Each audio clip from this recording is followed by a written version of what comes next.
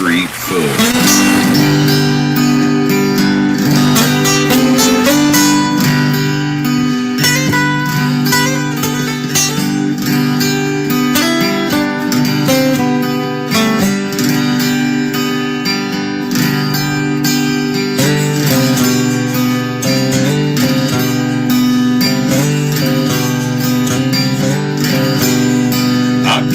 Across a drifting ship, I took a look inside. I found a note that someone wrote that said, take her for a ride. I set a course for sights unseen and out to open sea. To my surprise, a bunch of sailors joined along with me. Now we're sailing on the mystery ship, and all the sailors here are really here. There isn't any conquer membership. All that you gotta do is join our trip. Yeah, I'm the captain of the mystery ship, and I'm a-calling all aboard this trip. I'm really hoping that you'll enjoy it upon the mystery ship. So bring a friend and come along with us aboard the mystery ship.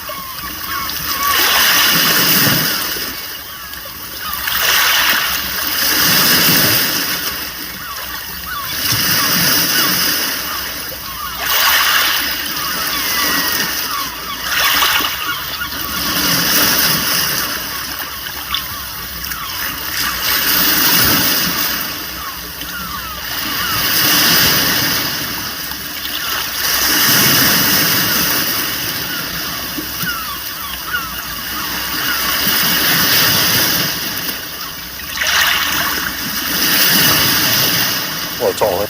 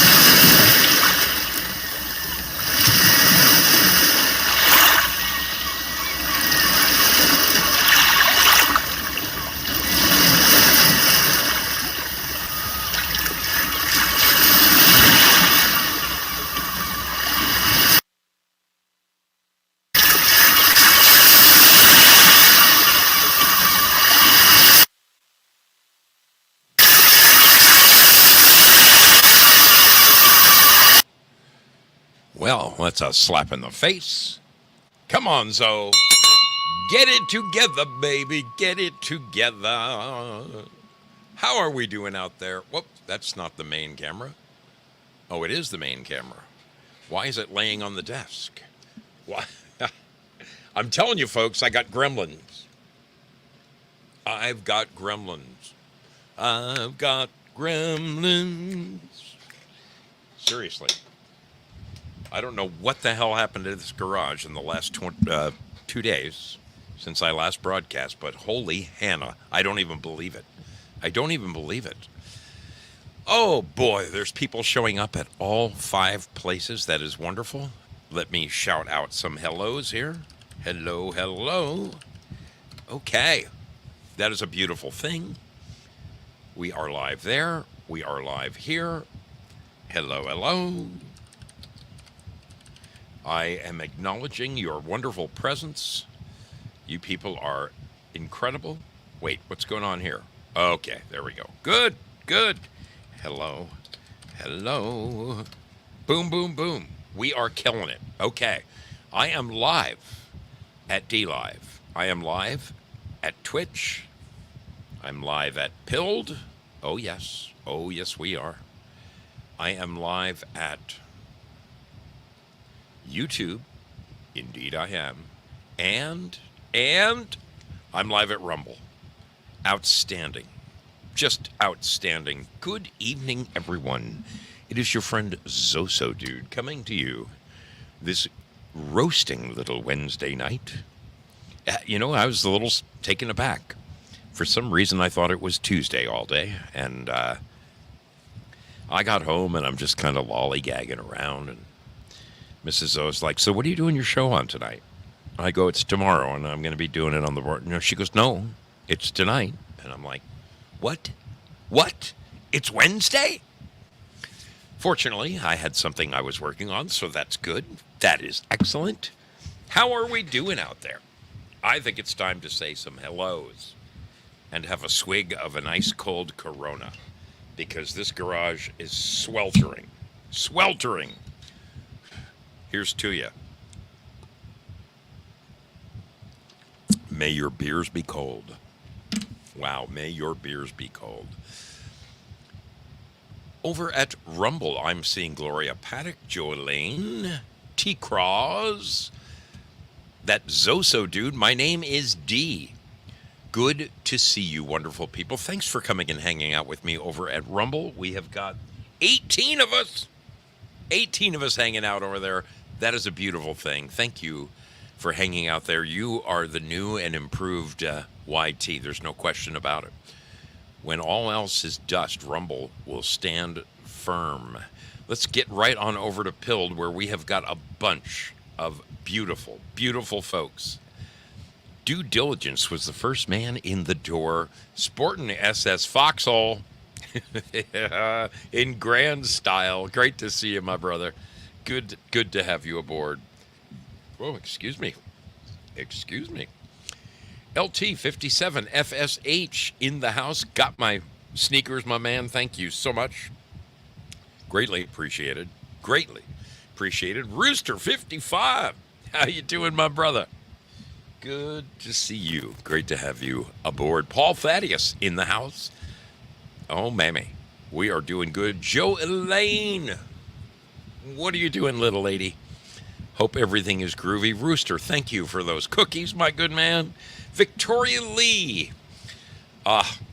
Nothing but fond memories of hanging with Victoria Lee in that little storybook bedroom of hers. What did you call it? You have a nickname for that guest bedroom. It's like this Miss Scarlet room or something like that. I loved it. I enjoyed every second of it. Slept like a baby. Thumper Rose in the house. Good to see you, Thumper. Hope everything is good in your world, darling. Renee is 0304. She's not feeling well tonight. Man, I hope you are hanging in there, my dear. Let me make a little mental note of that. Renee. Okay. We shall make a note of that. For sure. Prayer Warrior Girl in the house. What are you doing, little lady? I hope you're doing well. Crazy Chuck with a K. He's saying his foxhole was messed up. Well, sorry to hear that. Tam Growl, what are you doing, darling? Good to see you. It's been a minute. Hope you're doing well. Laura Dora in the house. Nothing but some of the finest sailors this side of Tucumcari, I'm telling you. Trick Pony is with us. How you doing? Hope everything is good back in Maine. What a beautiful, beautiful place you live in. EO2 Dave coming in with the cookies. My good man. Thank you so much, Dave. Dave is a staunch supporter of the Mystery Ship, and we greatly appreciate him around here. Oh, my goodness. He's throwing cookies all over the place. Holy Hannah. Thank you, my brother. CJ MM61. CJM61. There it is. Takes me a second sometimes. Welcome aboard, and thank you, my friend, for that support. Carrie Lake, what are you doing, girl? Good to see you. Oh, my goodness. Prairie Fire in the house. Oh, look at these new stickers. He's got Zoe and Joe stickers going on. Prairie Fire, you blow my freaking mind, man. You really do. Yes, it is wonderful to have all of you foxholers hanging out there. Thank you so much for hanging out with us. Let's get over to the tube and see who we've got hanging out. Robin Tepfer, how are you doing, darling? I am feeling much better. I'm really disappointed that timing just wasn't in my favor. I think it was a combination of, the day after the day I was hoping to see you, I ended up in the hospital. So it's crazy how things happen.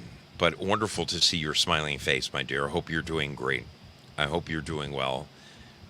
We definitely want to make sure we keep you on our prayer list.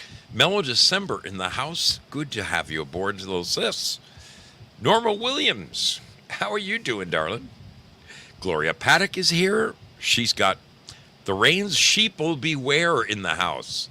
He's popping in to say hi before he goes to D Live. Well, good to see you, my man. Hannah Michelle in the house.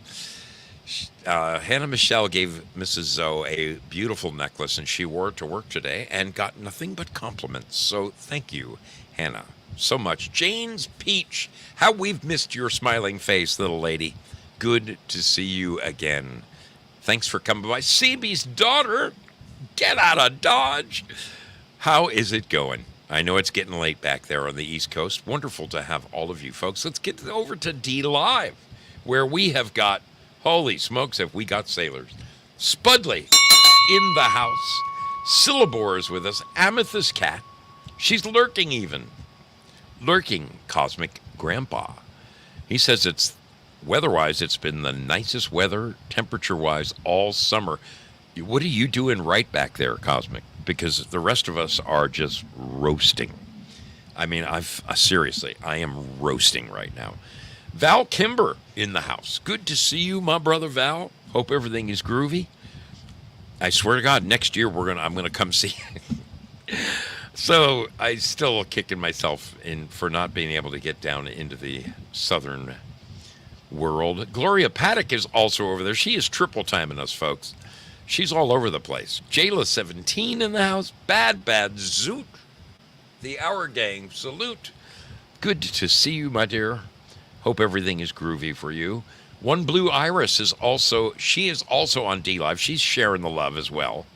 Sharing the love. Lynn Winters is with us. Good to see you. Good to have you aboard. Well.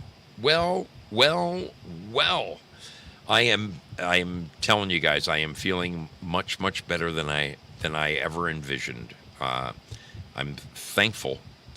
Willie Fixit also in the house, hanging out at T Live. I think Willie's in a number of places, really. Please see prayer request. Okay, I'm looking.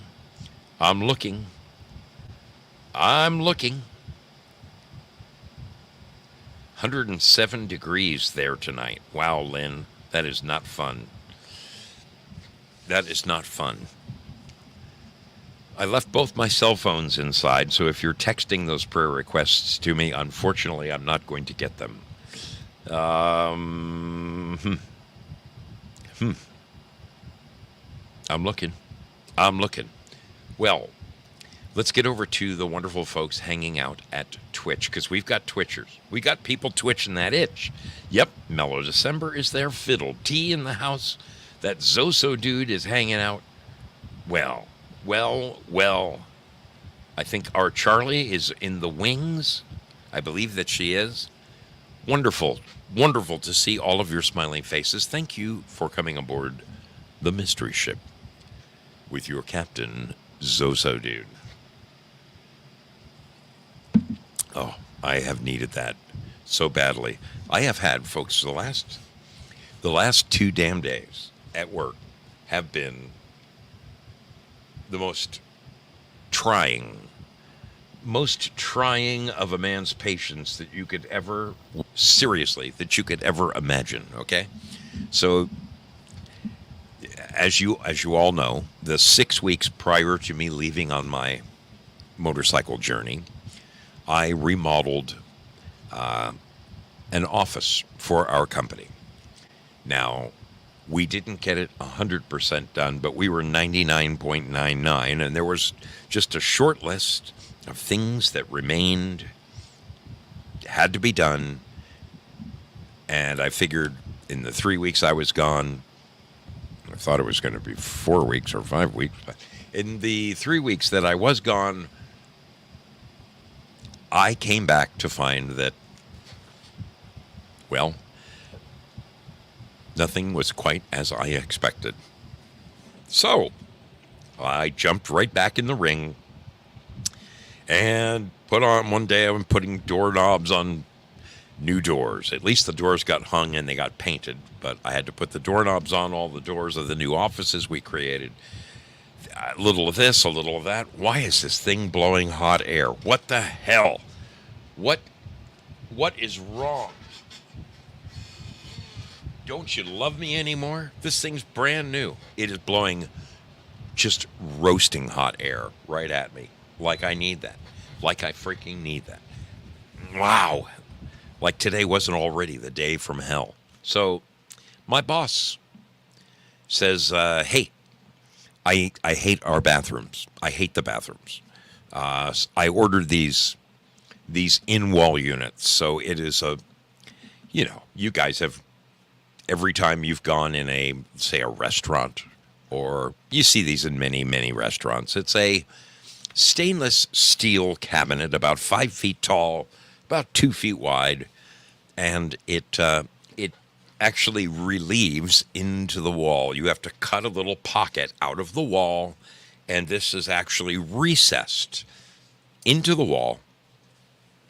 The top half dispenses paper towels. The bottom half is a trash can. So my boss comes to me, he goes, look, I would love to put one right here, right next to the ladies' sink.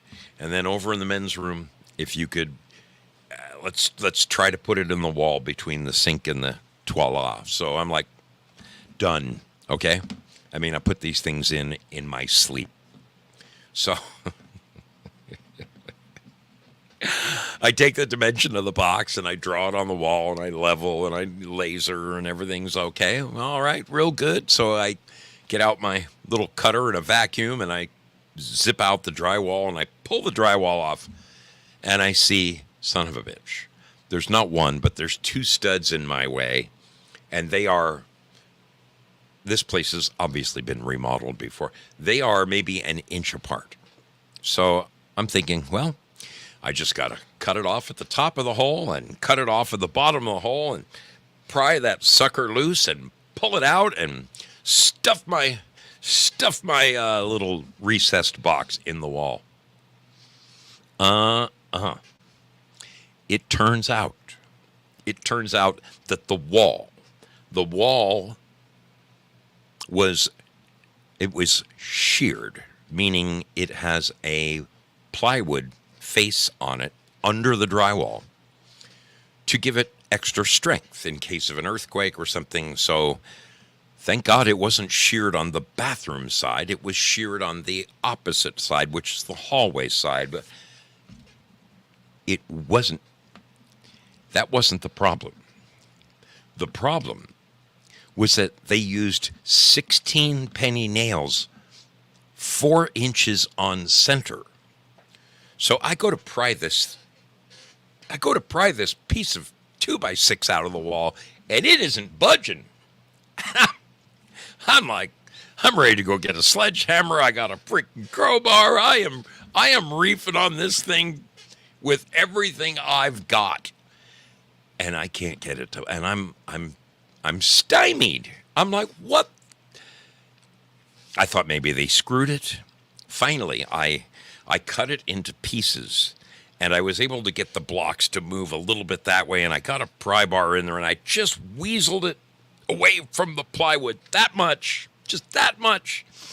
And I stick my head in there and I look, and I see these 16 penny nails.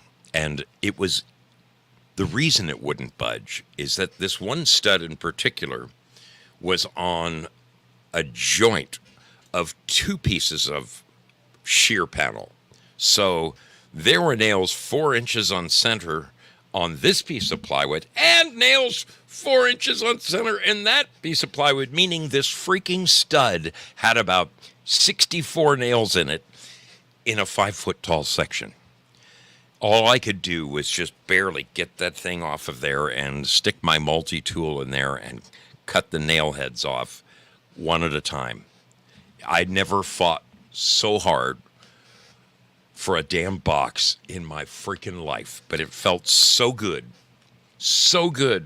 when I finally screwed that son of a bitch in. It took what is normally about maybe a 45-minute experience, start to finish, completely cleaned up like you were never there, took over 4 hours to get this stuff out.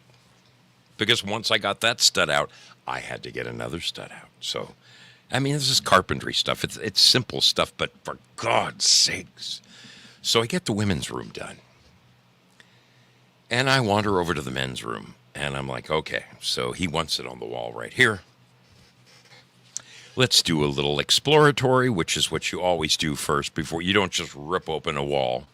You cut a little tiny hole and you stick a flashlight in there and you see what's in there because, you know, you might not be able to put it there. Well, bigger than a fat boy's butt. There was plumbing pipes, vent pipes, right where we had wanted to put it. So I had to shift it over to clear the vent pipes. And I'm thinking, okay, I got this. I look around. I still got the same problem. I'm going to have a stud right in the middle of my rectangle, so I got to cut it out. But that's what we carpenters do, right? We just make things happen.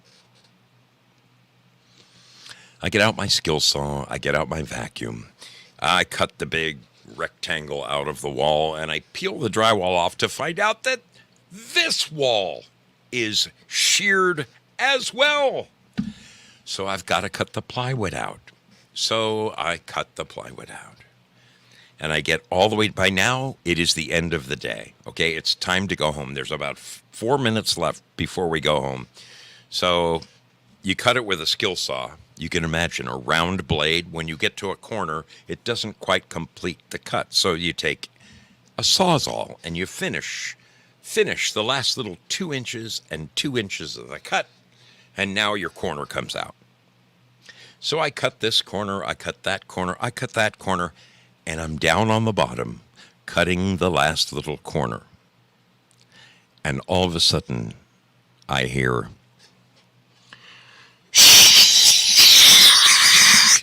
and I see water coming out. I cut into a plumbing pipe. It's time to go home, and I cut into a plumbing pipe. So I jump into my truck. I fly down the hill. I turn off the freaking water to the whole building. I call my damn plumber. I'm like, can you be here in the morning? Because I have just turned off all of the toilets, and we've got like 60 women that work here. Oh, folks, it was, I swear to God, the last 2 days, I have never fought so hard to put in a stupid paper towel dispenser. It should take 40 minutes start to finish. Your brother Zoe has had quite the last couple of days, but everything's in. It's beautiful. When it was all said and done, I had to actually do some drywall repair. Then I had to repaint the entire wall, corner to corner, because I ended up having to raise the unit up higher. But everything's in, and it looks beautiful, and you'd never know that I was there because I left it absolutely spotlessly clean. I even WD'd the outside of these things. Just a couple of frustrating days.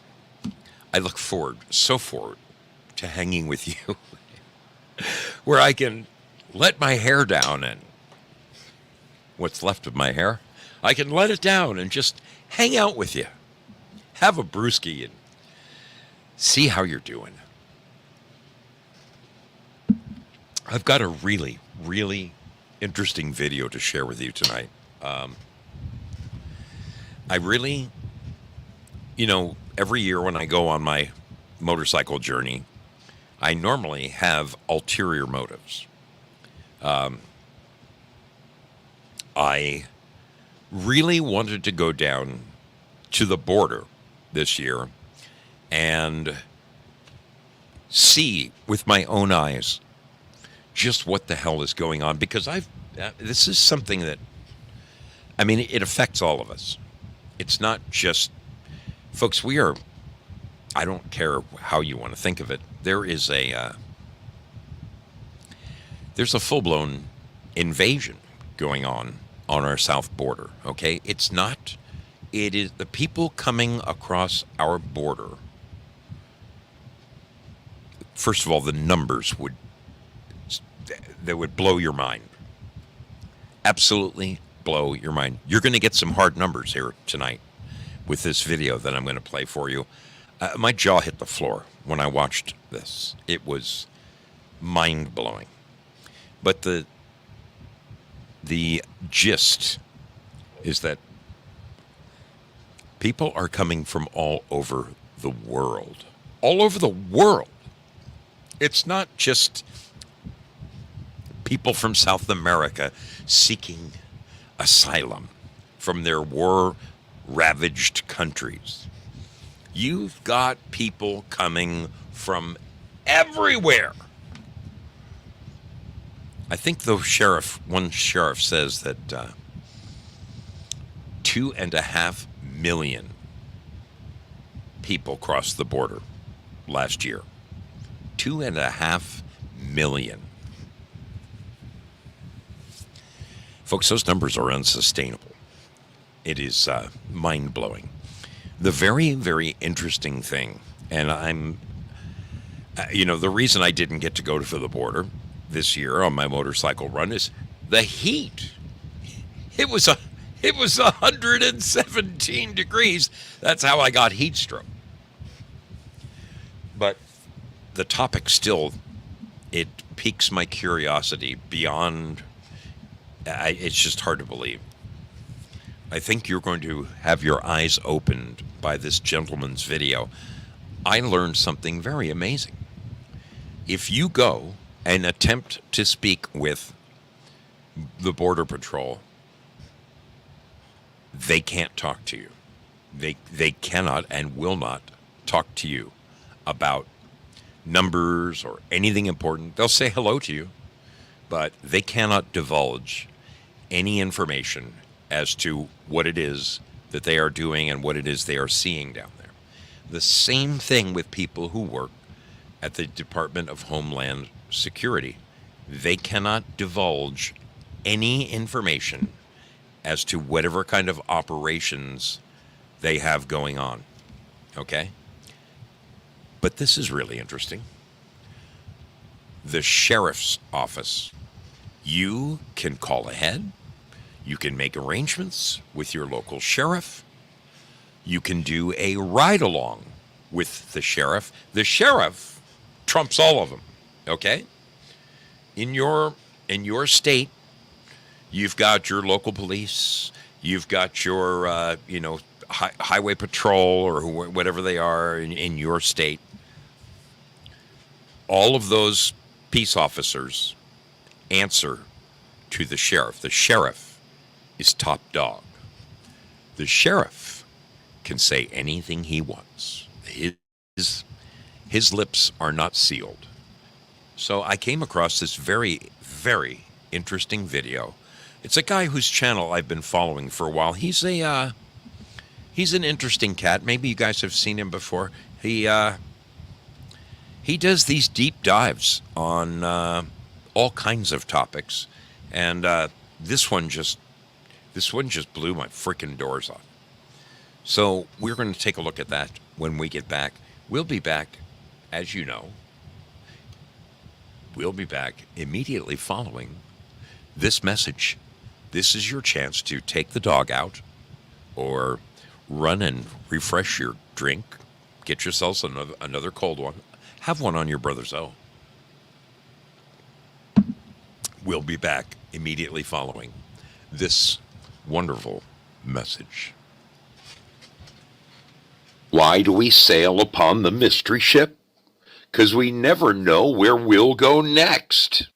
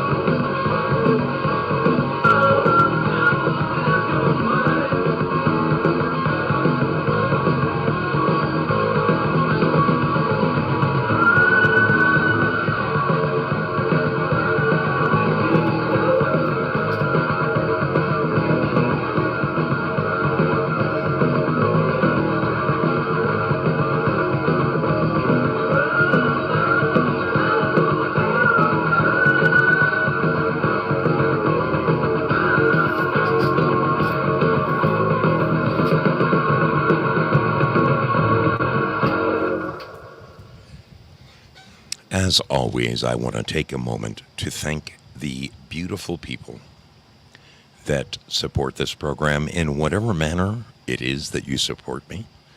I want to really, really give an incredible shout out to my brother the Texan, my friend Salty Nuts, my brother the Batman, my dear brother Belushi. These guys helped spearhead a fundraiser called Operation Get Zoe Home, and Get Zoe Home they did.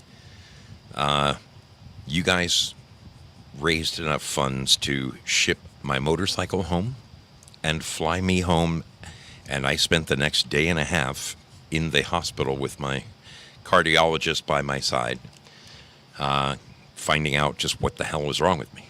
You guys, you wonderful men and women out there, I cannot tell you how much I appreciate each and every one of you from the bottom of my heart. You have rocked my world. My girl left New York yesterday. She is safely ensconced in a trailer from an outfit that is renowned for their. That's all they do is move motorcycles. I don't know how many of you saw the video I put up last night about the bear, but I mentioned that all the time I was gone, we had a bear coming here on the property. We live kind of rurally on top of a mountain. And the bear was getting into our freezer night after night. Mrs. Zoe was just about up to here with him, and we called Oregon Department of Fish and Wildlife. They brought a special live trap out. The bear has been obtained and will be relocated somewhere else other than our yard. According to the ODF&W guy, the bears are just out of control right now. They really are. But all that aside, I want to thank the wonderful people that I met on this journey. I think I met just over 30 people while on the road. People that I have previously only known in the chat rooms. Wonderful people. Stayed with wonderful people. The list is so... If I tried to run down the entire list, I would miss somebody, and I don't want to miss a single soul. And the wonderful gifts that you guys bestowed upon me and Mrs. Zoe. I mean, it started on the very first day. My buddy Dave Mick, our friend Dave Mick, he gave me a leather-bound pocket Constitution. This thing is... I have it right on my nightstand, and every night I try to read a few pages out of it. Very, very provocative reading. Everybody should have a pocket Constitution. This is the most beautiful little leather-bound one. I love it. But I'm not kidding you. People gave me shirts and, oh my God, jewelry for Mrs. Zoe. And I mean, so much stuff. Seriously, I could barely get it all back with me. My bag was as stuffed as it. Thank all of you wonderful people for your generosity. It means so much to me to actually get out and shake your hand and give you guys a bear hug and get a photo op with you, or hang out, or spend the night at your house, break bread with you. You wonderfully, wonderfully generous people just have, you have touched this old biker's soul, let me tell you. I dearly love each and every one of you, and thank you so much for your generosity and your donations and helping get me home. As I'll tell you what, I don't scare very easily. This one scared me, people. This one scared the crap out of me. I don't, on my father's side, which I mostly take after, I don't necessarily come from a line of long livers on that side of the family, okay? So, being in my mid-60s, and knowing that most of the Sella clan doesn't make it to 70, when I awoke with chest pains and shortness of breath, it was nothing to fool around with. It scared me to death. Our dear sister Kirsten Hudson, she says that her uncle passed away. I'm very sorry to hear that, Kristen. Very, very sorry to hear that, sister. That is difficult. Dubar, I will look you up next time I'm in Pittsburgh. Absolutely. There was a gentleman I wanted to hook up with. He's a rumbler, and he recently lost his wife, which that broke my heart. He has a Harley, and he uses his wife's account over on Rumble. Because, I guess he's kind of like me, not necessarily crazy computer savvy. He wrote me an email, and the thing is, I get so many thousands of emails. I looked and I looked and I looked, and he sent me beautiful pictures of his motorcycle, and I wanted to hook up with this guy and ride around Boston. I couldn't find his contact information. He's got a name like RD or JR or RJ or man. Anyway, I am thrilled with the wonderful amount of people that I did get to meet and hang out with, and thank all of you. Thank you all. You guys are just this side of amazing. Just this side of amazing. All right, so as I had mentioned, yeah, I got to go in cooler weather, Joe. There's no question about it. No question about it. My brother, the Texan, in the house.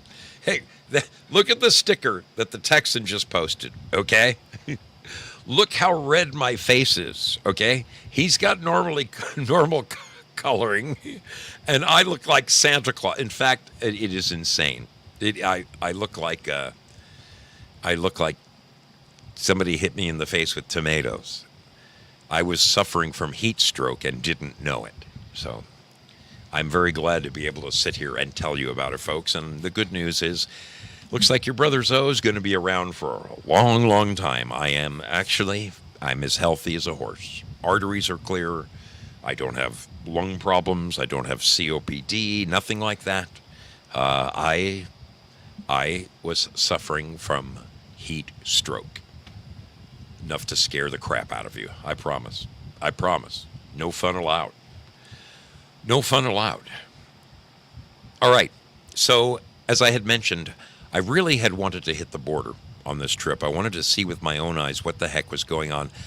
I came across this guy's YouTube channel, and what the hell is his name? What the hell is his name? Maybe you've heard of this guy, maybe not. Peter Santinello. Has anybody heard of this guy? Peter Santinello. He does investigative reporting, but not in the sense of, this is one reporter's opinion coming to you. He's just a regular dude. He's just a regular dude with a freaking, a selfie stick, and he covers interesting topics across the board, across the gamut. Very similar to the kind of stuff that Frank looks into. I personally, I love the show, quite frankly. I think it is it's fascinating. It's something different each and every night, and it's the same thing with this guy's channel. He covers all kinds of topics.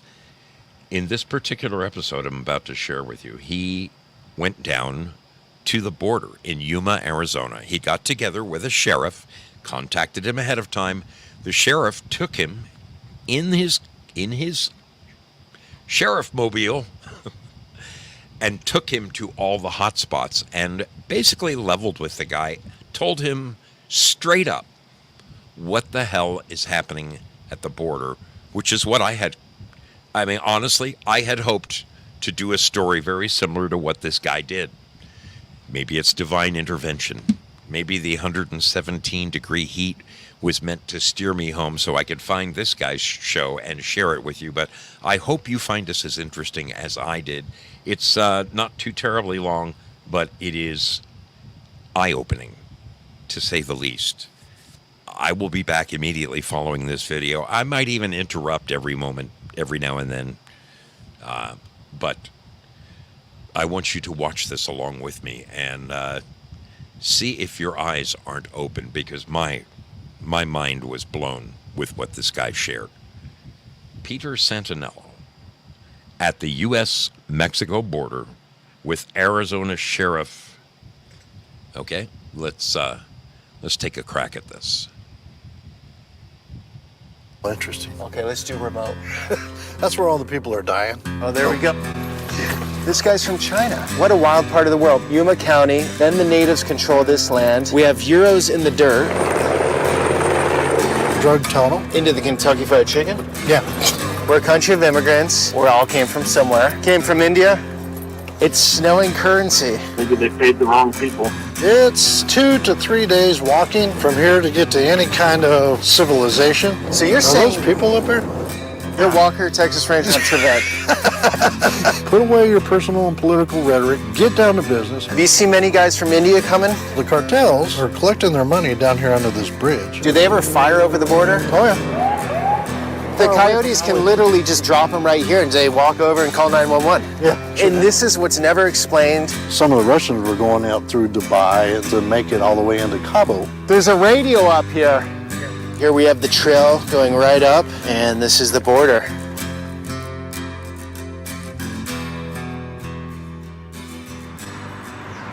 Good morning, guys. Here in Yuma, Arizona, right on the border with Mexico.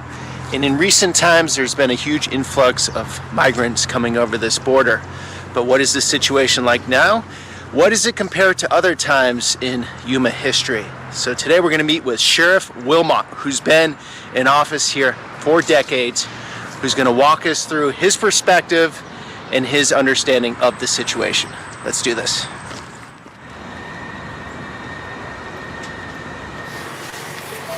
All right, Sheriff, where are we going? Well, we hit the remote part first, and then we'll get back into town. Or we can do vice versa, whatever you want to do. Where's the more interesting part? Well, it's all interesting. Okay, let's do remote. Yeah. That's where all the people are dying. So, Yuma County, 5,500 square miles. I got 95 deputies that patrol all of this. Okay. 24 hours a day, 7 days a week. The cartels have designated locations along the border. They allow people to cross. Then the cartels also have designated areas that they control where their narcotics come across. And those that do not want to be apprehended are also guided through. Anybody that crosses the border here is paying anywhere from $6,000 per person up to $15,000. It all depends on what country you came from.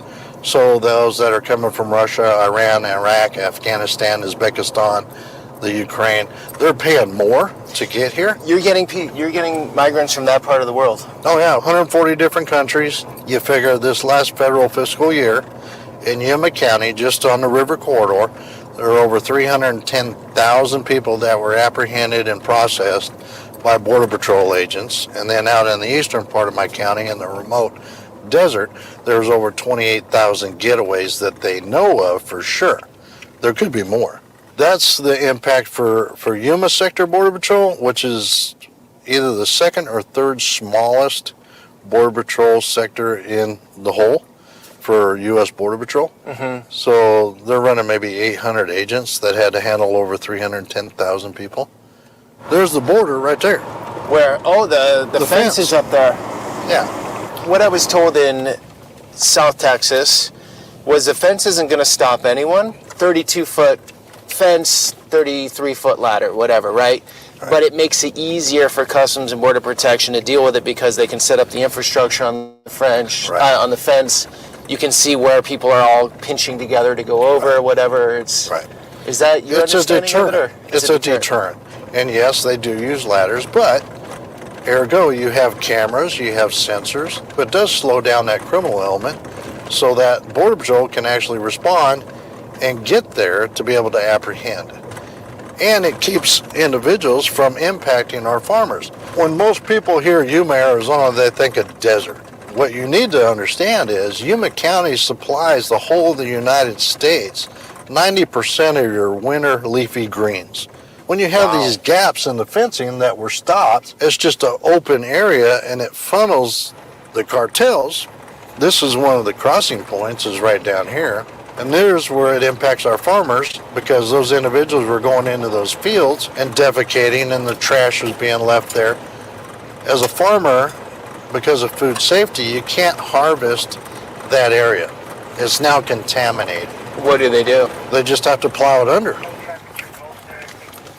So where we're at here is Morales Dam. Obviously, United States Mexico, right across the river. Cartels designated this as one of the crossing points. So you can see along that where that pickup is at, there's a little road that goes down. So they get off at the airport, Mexicali, take their Uber, bus, cab, Get off whatever. at the airport. Yeah, they all fly into Mexicali. Everybody that's coming here is flying in. They're not doing the long, hard journey No, through the none of country. these folks are doing that. They're flying in. Some of these countries, they have to manipulate airports according to whether or not that country requires a visa. Some of the Russians were going out through Dubai and other countries to make it all the way into Cabo. They'd spend a couple weeks in Cabo, and then they would fly into Mexico City, then into Mexicali. So all these different 140 plus countries, they're all educated enough to figure out how to get from airport to airport to airport. So I got to jump in here for a second. This is what really, really surprised me, people.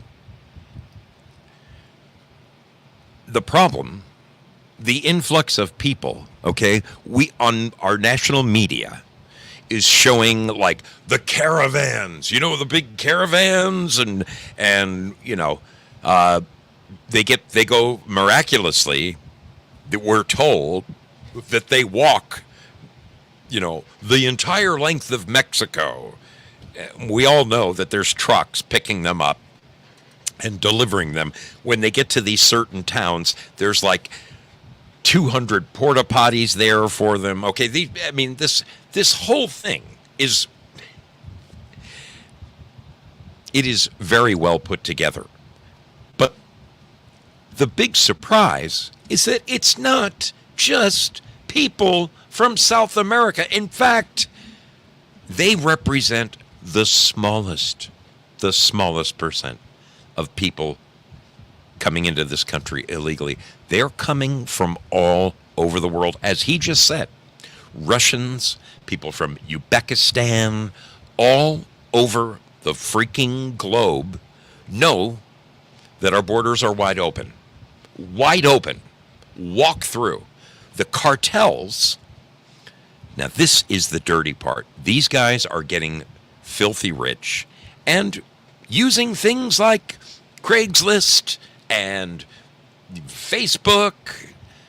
They have people on our side of the border, and we're talking sometimes kids as young as 13 years old who know how to drive a car, and they get $3,000 for every person that they deliver. So what the cartels do is they know that the United States, Homeland Security, Border Patrol, and sheriffs are underfunded and undermanned. There's too much land and too few people to watch the entire thing. Even with the fence in place, we know there's only a handful of holes, but they have ways of, they will allow a high-speed chase to take place, which takes all of our resources. Everybody's chasing the car. Meanwhile, they got 10 other cars waiting. And the minute that those guys are tied up, they send out all the others, and it's a cat and mouse game. It is absolutely out of control. Out of control. Let's get back to this, because he explains it a whole lot better than I do. It's just it makes my blood boil. It makes my blood boil.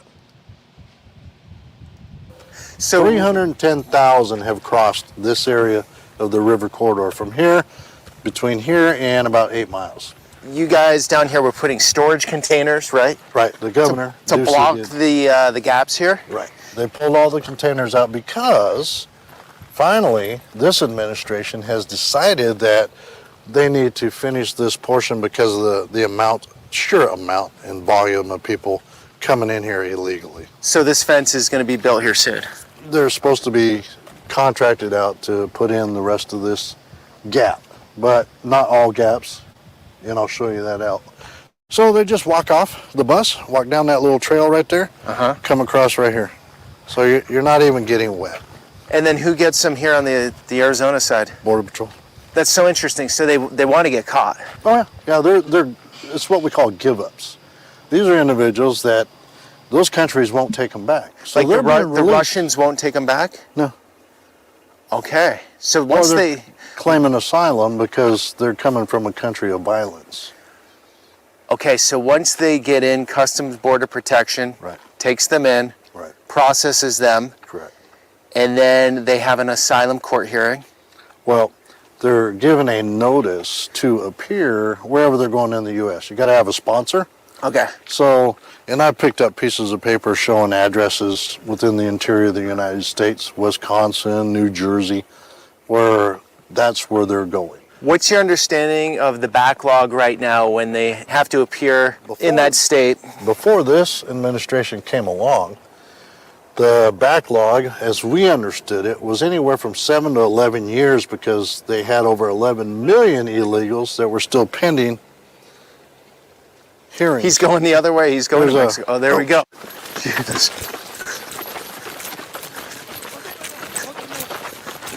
Holy shit.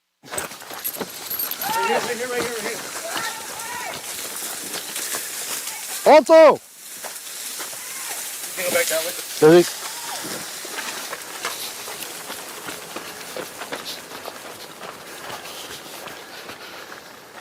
Okay, the one guy went through the gap.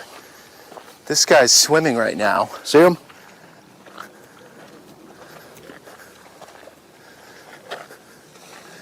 Just went into the reeds.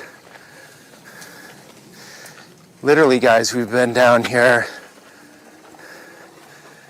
just 10 minutes or so. I'm going to cut in again because I'm going to advance this a little bit. I'm going to advance this, but the bottom line is here, this guy swimming in the water, he knows that he can't come over the border. That's why he's not just swimming up to the sheriff's. Anybody else, when the minute they make it to our border and the minute they step onto our land, all they do is call 911. Come get me. I'm applying for freedom. That's what they want, okay? They claim that they're coming from a war-torn country and that they want asylum. They say the magic words, I need asylum. That's it. They cross the border, they dial 911. The reason this guy is swimming in this photo is because he's already been deported. Probably, according to the sheriff, he's probably been deported 3 or 4 times. He knows he can't. He knows he can't come in. He's not going to get the golden treatment with the health care and the free place to live and the ATM card. He doesn't get that because he's persona non grata. So he finds another way to get. He waits till nobody's around and he walks across. Remember how the sheriff said if they get through in this area, it's about a solid 2-day walk until you get to civilization? Well, that's the only way that people like this, the persona non gratas, can get in. But they can still do it. The problem is, sometimes, like this time of year with the heat, as the sheriff alluded, unfortunately, they find an awful lot of dead bodies out there in the middle of the desert. People who got dehydrated and didn't make it. This entire case it's out of control. Let's skip ahead a little bit. I'm going to take you to an interesting part here.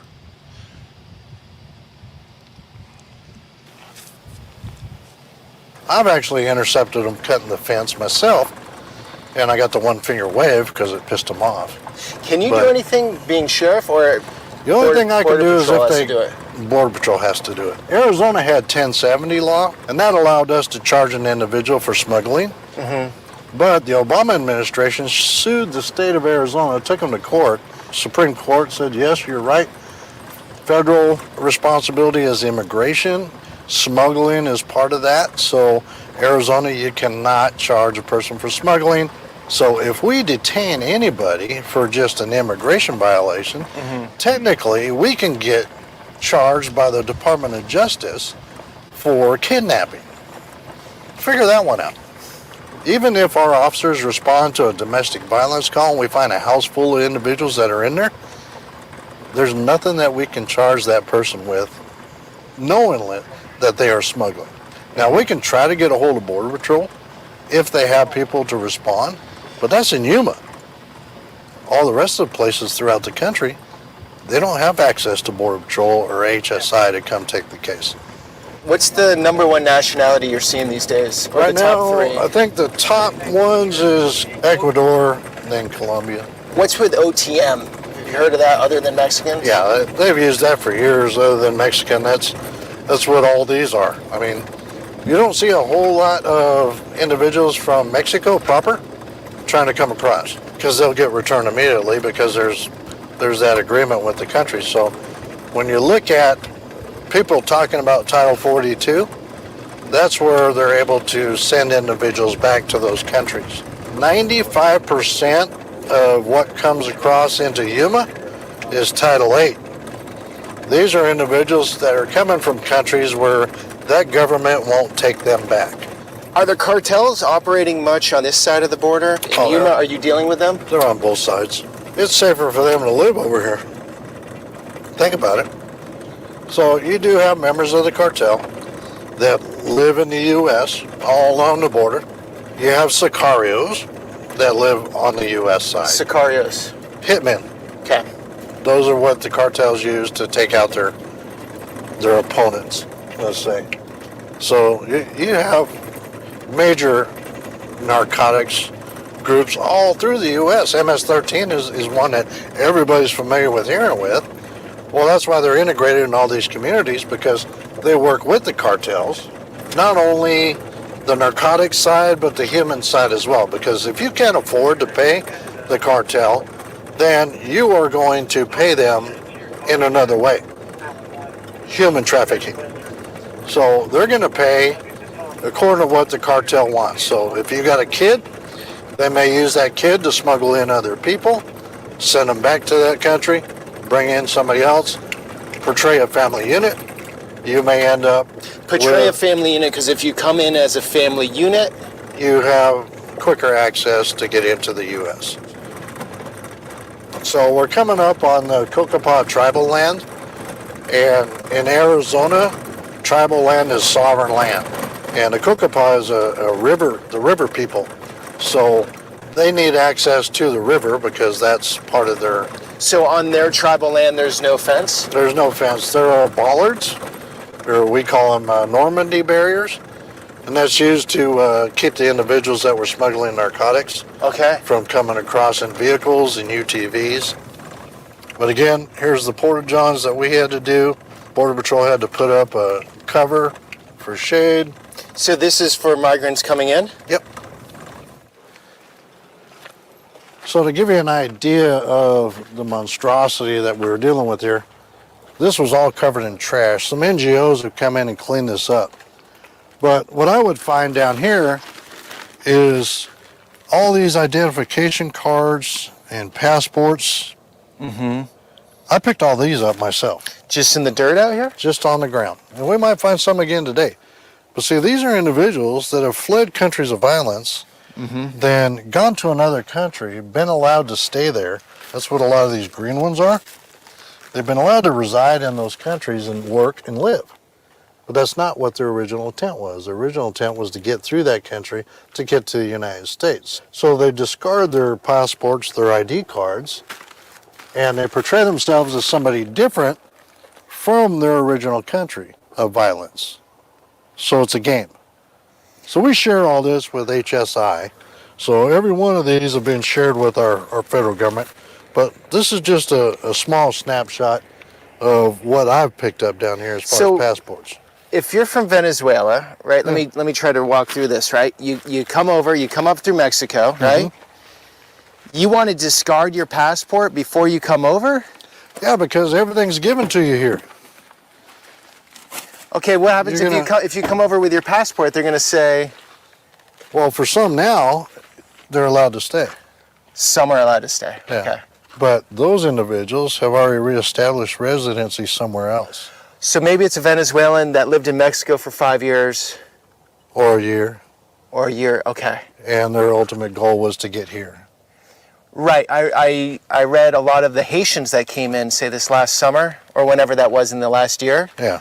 A lot of them had lived in Chile or other places, not even Haiti, Oh, yeah. and they recently came up. But they haven't even been in Haiti for a long time. No. Okay, so here's where it ends. So here's where the fencing ends, and this is the tribal land, as you can see. So you have the Kokopah tribal land, which is sacred, sovereign land. You get some border challenge coins. Look, right here. See what I was telling you about? They toss their money. So this is all money. They know when they get here, they're going to be able to... Here's a euro. Yeah, so... Look at that. Go ahead and pick them up. We have a euro. Don't throw it back down. Keep it. What is that? I'll put it in my That's a package. peso. You're a coin collector now, Sheriff. Well, I use it for display purposes. So What coins have you seen? Like, what are the most far out there coins? well, I'm waiting to find something from Russia. We're looking So- for Russian rubles out here But on the see, border. anybody I bring down here, well, you missed a bunch. But you see right here, they tear up their IDs. They're still doing it.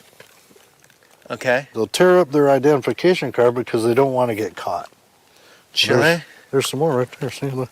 You're missing a lot of money. More euros. This is crazy.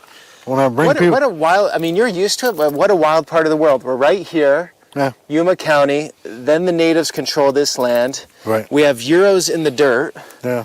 and we're Russians and 140 nationalities getting through here some way, shape, or form. Oh, yeah. Here's some more right here. Look. See? More IDs tore apart. Okay, so they Now, just if you click, put this they click together- the IDs. See? If you put this together, it'll have all the information you need. So why do they do it right on the border? Why don't they just do it like way in there? Lord only knows. Toothbrushes. Yeah. So it's not an eco-friendly bunch, but that's the last thing on their minds. Obviously, trying to get into Yeah, they another don't care. country. I mean, you look All right, let me dive in again. Let me dive in again. The sad part, people, is that the cartels have such a stronghold on it. Is, according to the sheriff, the cartels are just laughing. They are making money hand over fist, like they said, 6,000, 7,000 for someone from South America, but their real prize is people from China, people from Russia. They can get like 15,000 per person to bring them across. And then once they get across, the cartel brings them to the hole in the fence, they walk across. They got two choices. If they're truly seeking asylum, they can call 911 and someone will come and get them, give them housing, give them medical, give them food, give them whatever they need, money. If they're not on the up and up, let's say a ne'er-do-well of some kind, well, then they need to just disappear into the country as quickly as possible. That is where, as he described, the cartel has people living on both sides of the border. So the cartel on our side of the border pay people, Americans, they pay Americans to go to such and such mile marker, and the cartel will run out there and in 30 seconds, they drop the people off, that they discard all of their clothes, they put on new clothes, they jump in the car, and the car hauls ass, and whoever the American is who's driving him, he gets $3,000 a person for delivering them to safety. Safety being away from U.S. Border Patrol, U.S. sheriffs, or Homeland Security, as long as they can outwit our, our very, very stressed management teams. It's a win for them, and they are winning. We are losing this battle.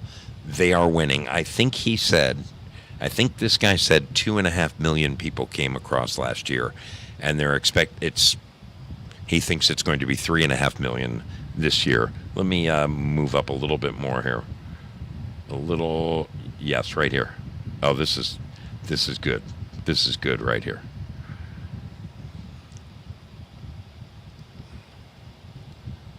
The cartels don't want to mess with you, correct? Like they No. wouldn't fire a bullet over. Oh, they probably would. Should we get in the car? I mean, it's something we live with every day. Trust me, if they start shooting at me, I'm shooting back. Because that's still the U.S. And they know that local law enforcement doesn't tolerate it. If you get caught over here, you're going to jail, period. They already know that here, and they know that over there. The feds might let them get away with it, but local law enforcement will not. So, yeah.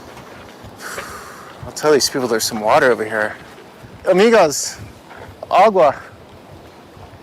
Okay, you got it. This place will be full of people. They usually have them come over in large groups, and here's why they do that. They will inundate Border Patrol with large groups of individuals that are give-ups, so it ties up Border Patrol's resources from the field and takes them away from out east so they can get their narcotics and the other human smuggling for those that don't want to get caught across the border. So yeah, the clothes, like new white clothes. The backpack looks pretty new, not dirty. They didn't do a hard journey. No. And so how it works is if you get over, right, you're going to call back home and you're going to say to your friends or relatives, going to be saying, hey, here's how you do it. It's pretty easy right now. Yep. It just encourages more. Yeah. They're coming here to better their life. I get that. But they need to do it the legal way. I'm also a public safety servant. Anybody in my county, we respond to help. We've handled over 780 911 calls from immigrants that were left abandoned out in our remote desert needing help. 780 last year or what? Yeah. If we end up with somebody that has a medical condition down here, that takes away that EMS resource from that community to handle this down here. Federal government isn't reimbursing them. Our deputies working on overtime, much like the rest of local law enforcement, try to fill the gap for Border Patrol because they're tied up with this. We've taken over 70 death investigations out in the remote desert because people died out there because they were abandoned by the cartels.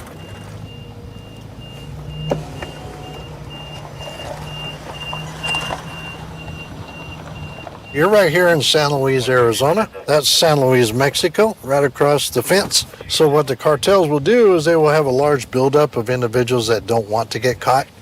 They will utilize those ladders to get up the fence and cross over.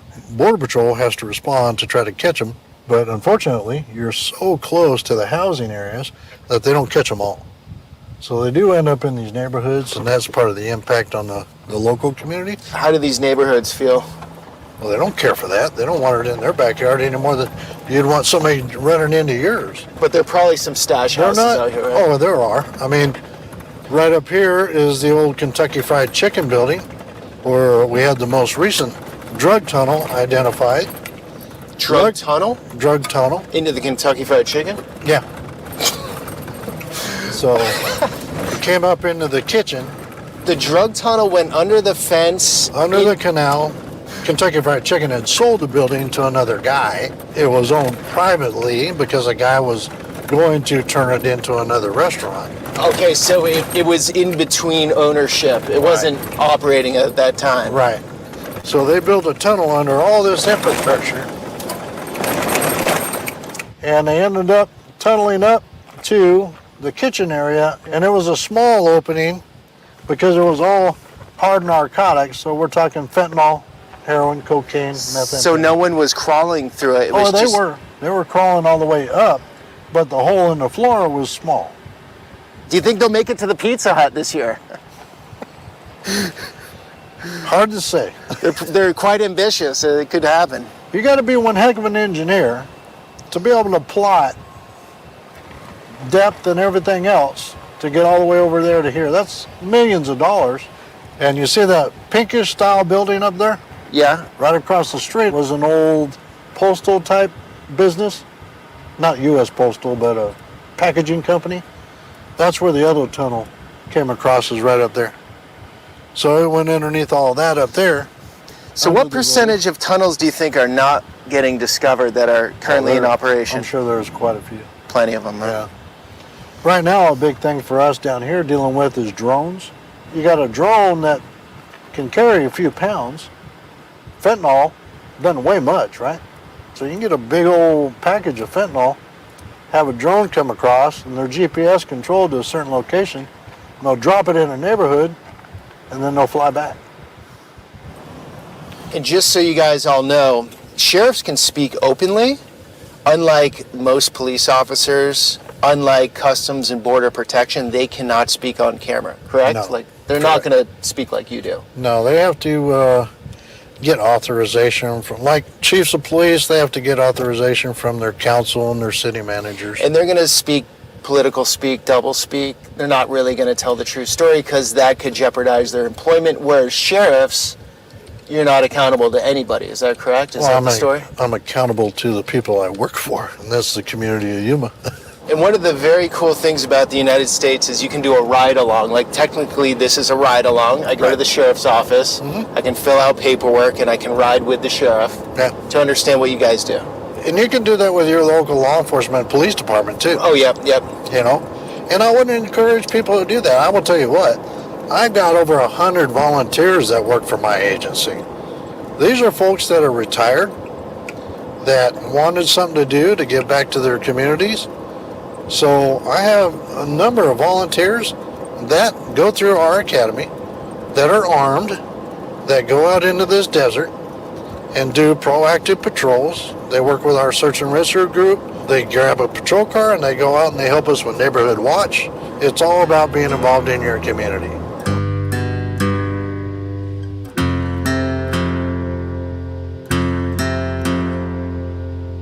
I'm gonna head east, just so you know where we're going. We got some units out that way as well. Oh, do you? Okay. Slow so far? We'll see what's out there stuff like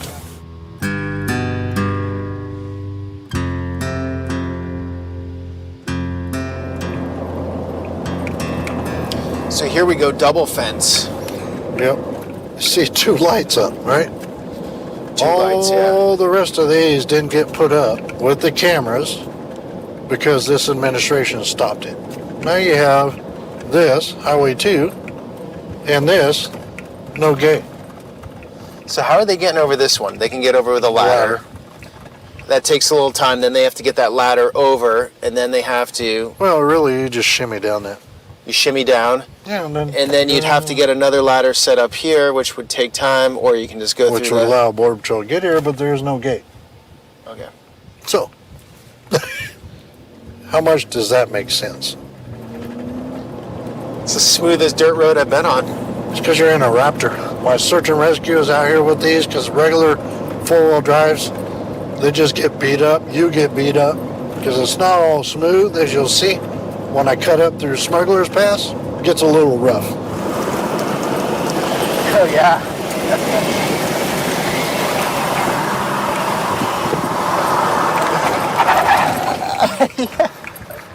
That was for you. This is a well-known area where individuals are brought up because you can cross right here. So here we have the trail going right up, and this is the border.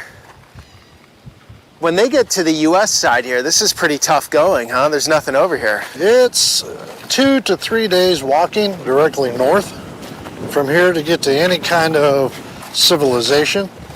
And unfortunately, this is where we end up with people dying, is because they've been led to believe that it's only a little ways, you don't have to carry a lot, you don't have to have a lot of food, a lot of water, and you're going through a bombing range. This is where the military trains, and they do live fire.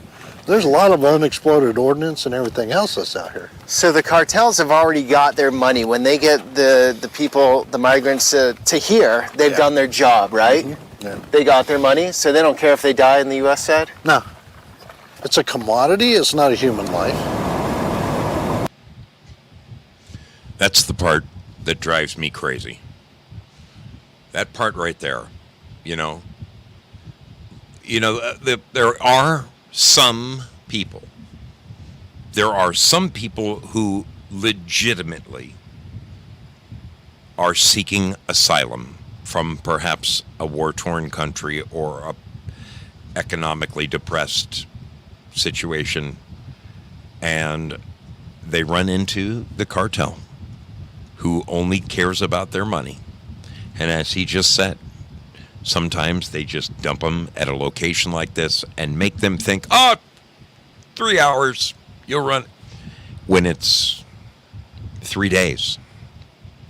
And he says in this video that they have found children, just all, it's horrible, folks. What is going on at our border right now is,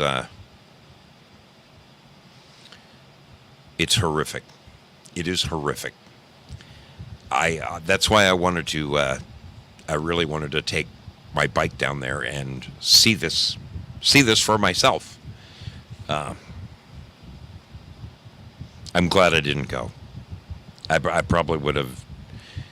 I care about humanity. I care about people. If I had been told stories like that firsthand by the sheriff, I don't know. I don't know. It's heartbreaking. I'm going to leave a link to this video. I'm going to leave a link to this video in the chat. It is really.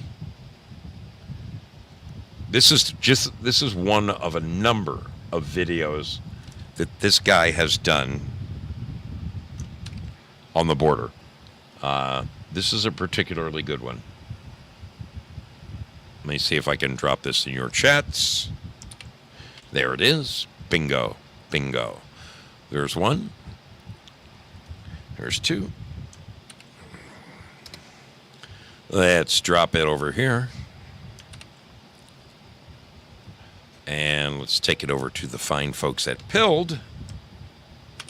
Yeah. The cartels have zero mercy. They couldn't care less. All they care about is their money.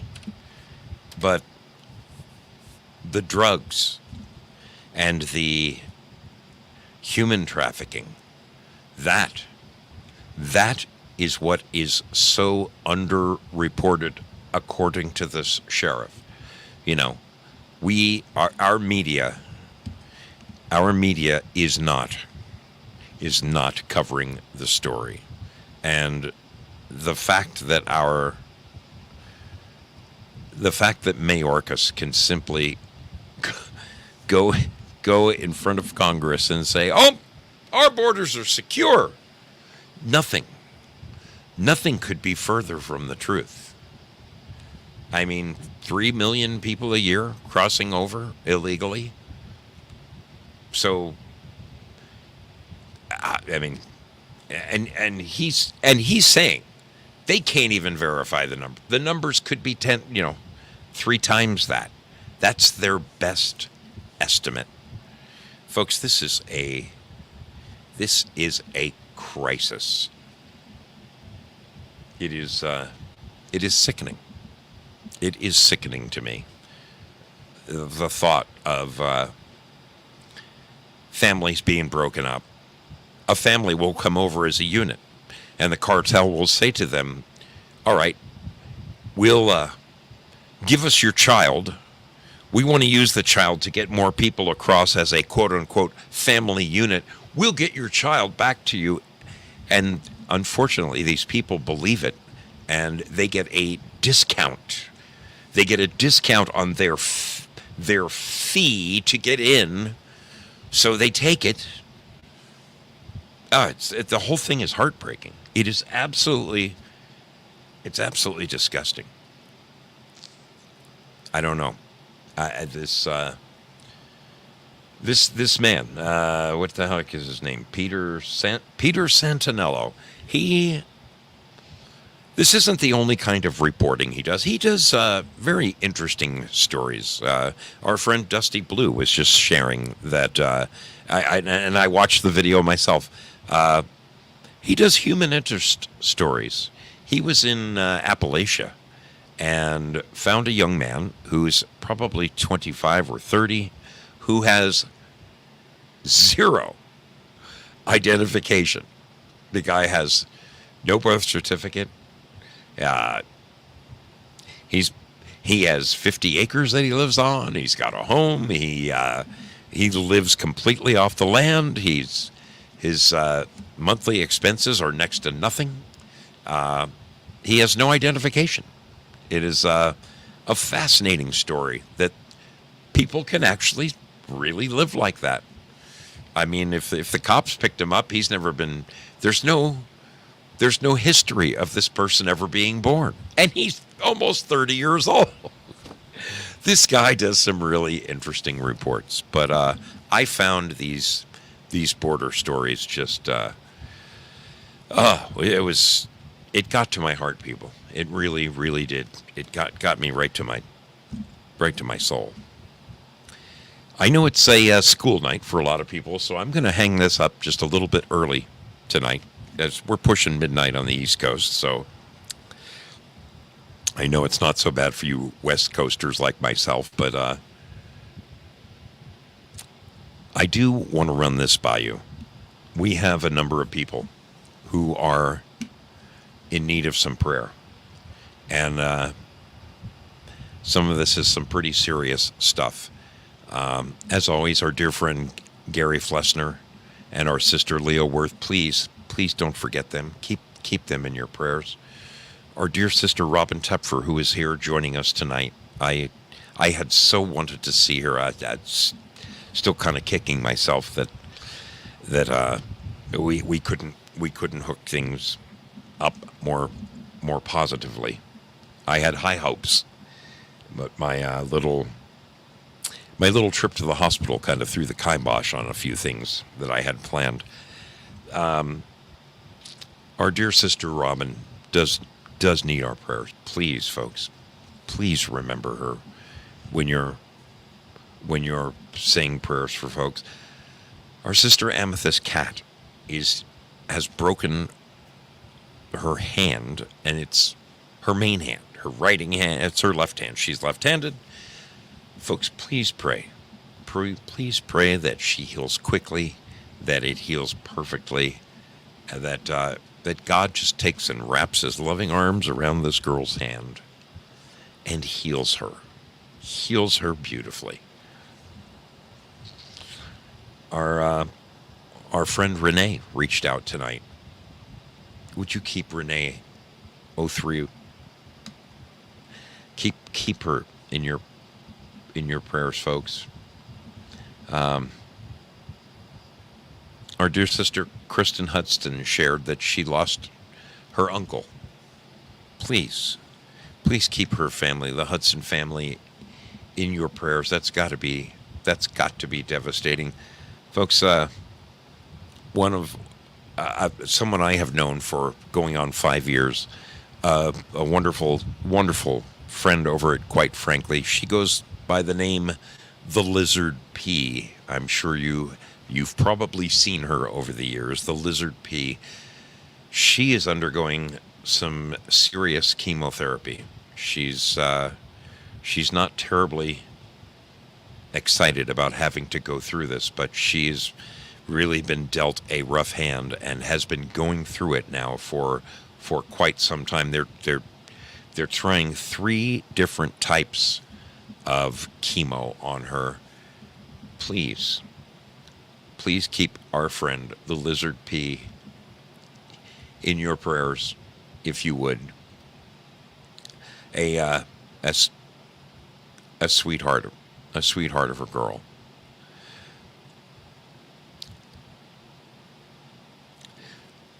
Our friend Lynn Winters has reached out and let us know that Jim Lee. Now, you've probably seen Jim Lee somewhere along the lines. He is a semi-regular over on Quite Frankly. He is a good old Southern boy. His specialty is all kinds of weather modifications, and he's really into that. Apparently, he has been suffering from migraines and the like. Now, I've never personally had trouble with migraines, but I've had friends and relatives who have, and it is I know. All I know is it's no fun allowed.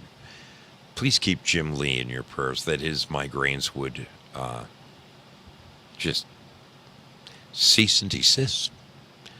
That he can go about his day good as gold.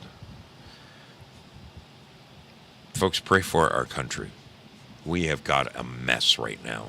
This is a mess. I encourage you. I encourage you to watch that whole episode. And there's another one. It's called At America's Most Lawless Border, where this same guy, Peter Sentinello, rides along with yet another sheriff in a different location. It is, folks, we have no idea just how out of control it is. It is certainly underreported. Way underreported. I just found it extremely interesting. I thought you might too. I'm going to get out of here. I want to thank all of you wonderful people for coming and hanging out with me tonight. Before I go, let me thank the wonderful people who have donated to this program tonight. Look at these wonderful people. LT57, FSH, Rooster 55, my brother, thank you guys kindly. EO2 Dave, time after time after time. Blue B, thank you kindly. Thank you kindly. M1911 Zoom, thank you, my friend. Doodah Man coming in with the love. My dear brother, Due Diligence again with a couple more beauties. Thank you guys so much. I'm going to release the scratching over there for you. So you can start scratching that itch. Scratch that itch. Get all over it. And then over here, we've got wonderful folks at D-Live. I love them. I freaking love them. They are Weisenheimers with a capital W. Let me shed a little love on the subject over here. I'm going to stick a little something in that treasure chest and bust it loose for you. Let's bust it loose. There it is. There it is, coming your way in about 25 seconds.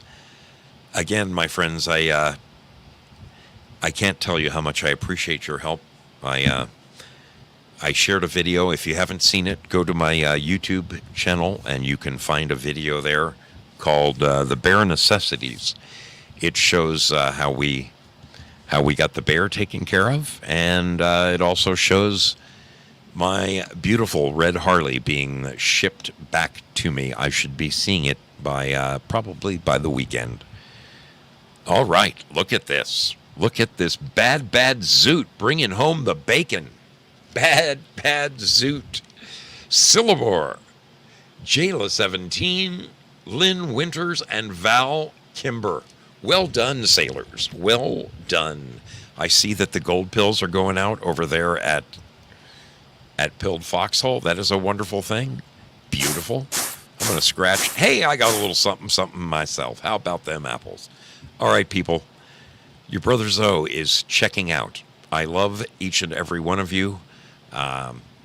We will see you on the next exciting installment of the Mystery Ship. God bless each and every one of you folks. Have a great night and a great rest of your week. Know that I freaking love you. You all are the best. We will see you on Friday. We'll see you on Friday when I rejoin my brother, the Texan. Yes, the Texan and I are back in business this Friday. Come join us over at Pilled Foxhole Friday night. Good night, my friends. We'll see you around the bend.